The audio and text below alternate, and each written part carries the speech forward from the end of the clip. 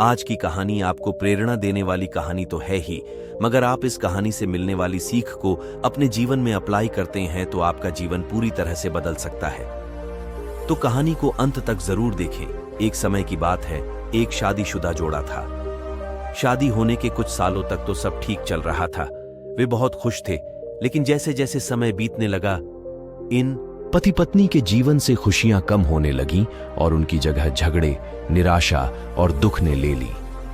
पति पत्नी एक दूसरे से काफी ज्यादा प्रेम करते थे, इसलिए वे चाहते थे कि उनका जीवन फिर से पहले की तरह खुशियों से भर जाए। दोनों अपना जीवन पहले की तरह बनाने के लिए कोशिश करने लगे, लेकिन उनकी लाख कोशिशों के बावजूद उनका जीवन वैसा नहीं हो पा रहा था जैसा वो चाहते थे। जब ज्यादा बड़ा बदलाव नहीं नजर आया तो दोनों ने अपने कुलगुरु के पास जाकर इस समस्या का समाधान पाने का निर्णय लिया। वे अपने कुलगुरु के पास पहुंचे और उन्हें अपनी समस्या के बारे में विस्तार से बताया। उनकी बात अच्छे से सुनने और समझने के बाद कुलगुरु ने उन्हें एक उपाय बताते हुए कहा कि अगर आप दोनों किसी ऐसे जोड़े को खोज लेते हो जो संपूर्ण रूप से खुश है, तो उसके कपड़े का एक टुकड़ा ले लेना। बस उसी दिन से आपका जीवन बदल जाएगा और आपको वैसा जीवन मिलेगा जैसा आप चाहते हैं।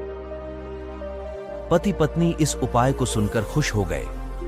उन्हें लगा ये अच्छा है, क्योंकि उन्हें ऐसे जोड़े को तलाश करने में ज्यादा समय नहीं लगेगा जो पूरी तरह खुश हो, और साथ ही साथ उन्हें थोड़ा घूमने का भी मौका मिल जाएगा। इस जोड़े ने सोचा, सबसे ज्यादा सुखी जोड़ा वही हो सकता है जिनके पास धन धान्य की कमी ना हो। इसलिए उन्होंने सबसे पहले अपने राजा और रानी को मिलकर उनसे पूछना बेहतर समझा कि क्या वो संपूर्ण रूप से भी खुश है या नहीं। दोनों ने किसी तरह राजा और रानी को एक बार उनसे मिलने के लिए राजी कर लिया। जब वे दोनों राजा रानी को मिलने गए तो उनका काफी अच्छे से स्वागत किया गया और खाने पीने को भी अच्छे से अच्छा खाना खिलाया गया। वे दोनों राजा रानी के साथ में बैठे थे, तब मौका देखकर उन्होंने राजा रानी से पूछ लिया कि क्या वो अपने जीवन में खुश है। राजा रानी दोनों ने कहा, हाँ बिल्कुल, वे दोनों जीवन में खुश है। राजा रानी का जवाब सुनकर जोड़े को खुशी हुई, लेकिन फिर भी उन्होंने आगे बढ़कर पूछा, क्या आप दोनों पूरी तरह से खुश हो? ये सवाल सुनकर राजा रानी के चेहरे पर थोड़ी सी उदासी छा गई। राजा ने कहा, हालांकि भगवान ने हमें जीवन में हर वह वस्तु दी है जिसकी जरूरत होती है, या यूं कहूं कि जरूरत से ज्यादा ही दी है, लेकिन एक संतान का सुख अब तक हमें नसीब नहीं हुआ। राजा का जवाब सुनकर जोड़े को पता चल गया कि वे संपूर्णतः सुखी नहीं हैं। उन्होंने अपना सफर आगे जारी रखा। उन्हें पता चला कि दूसरे राज्य में एक बहुत धनी सेठ है। इस सेठ के पास धन दौलत के साथ साथ बाल बच्चे भी थे, इसलिए उन्होंने उनसे जाकर पता करना चाहा कि क्या वह पूर्णतः सुखी है या नहीं।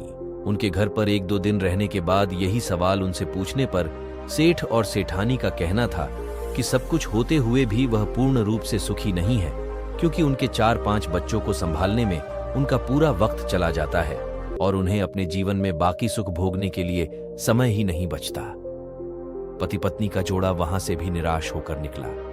वो अपने जान पहचान और अनजाने कई लोगों से मिले, पर अंत में उन्हें यही पता चला कि सबके जीवन में कोई न कोई ऐसी कुछ तो कमियां हैं जिनकी वजह से वो अपने आप को पूर्णतः सुखी नहीं समझते थे।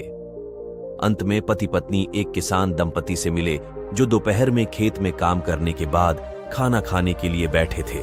उनके चेहरे पर जो बेफिक्री और शांति उन्होंने देखी, वो पहले किसी के चेहरे में नहीं देखी थी। जोड़े को लगा कि शायद अब उनकी तलाश खत्म हो जाएगी।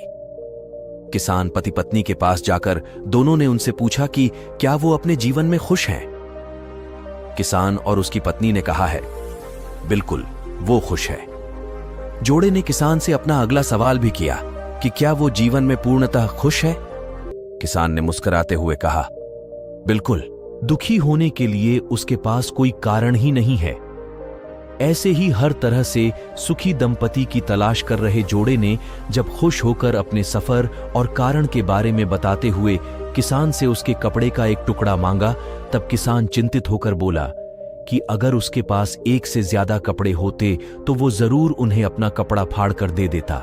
इसका यह मतलब था कि किसान भी पूरी तरह से खुश नहीं था, क्योंकि उसको चिंता थी कि अगर उसका कपड़ा फट गया तो अगले दिन क्या पहनेगा। अपनी खोज में पूरी तरह असफल हो चुके। पति पत्नी को आखिरकार ये समझ में आ गया कि पूर्णतः सुखी और खुश इस संसार में कोई भी नहीं है।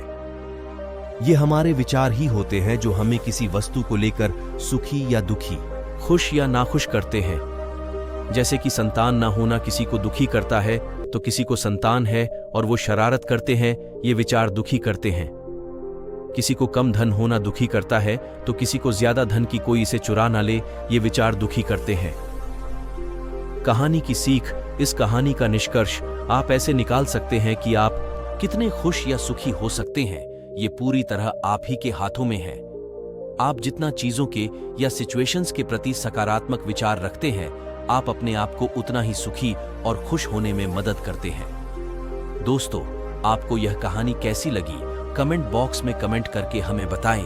और अगर आप हमारे इस चैनल पर नए हैं तो हमारे चैनल को सब्सक्राइब कर लें। धन्यवाद। Subscribe now and press the bell icon. Never miss an update.